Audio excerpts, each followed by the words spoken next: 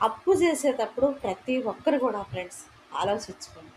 మీ అవసరాలు మిమ్మల్ని అప్పు చేస్తున్నాయా? మీ ఆనందాలు మీకు అప్పు చేపిస్తున్నాయా?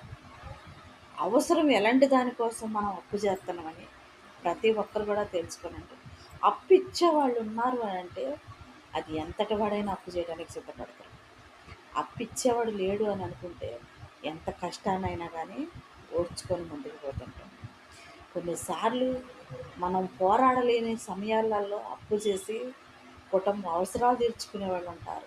ఆరోగ్య సమస్యలు తీర్చుకునే వాళ్ళు ఉంటారు. ఆస్తులు, ఇల్లు, వాకిళ్ళు తాకట్టు పెట్టుకొనైనా సరే తన అవసరం తను తీర్చుకుంటుంటారు. ఆస్తి అప్పు పెట్టి తీసుకుంటే తప్పులేదు కానీ ఫ్రెండ్స్. ఎందుకంటే ఎవరైనా చూసేవాళ్ళు అరే నీ కాడ ఆస్తి పెట్టారు కదా! వీలైనప్పుడు కట్టుకో అంటారు. అదే ఏది పెట్టుకోకుండా నువ్వు అప్పు చేసినప్పుడు నీ కుటుంబం మీదకి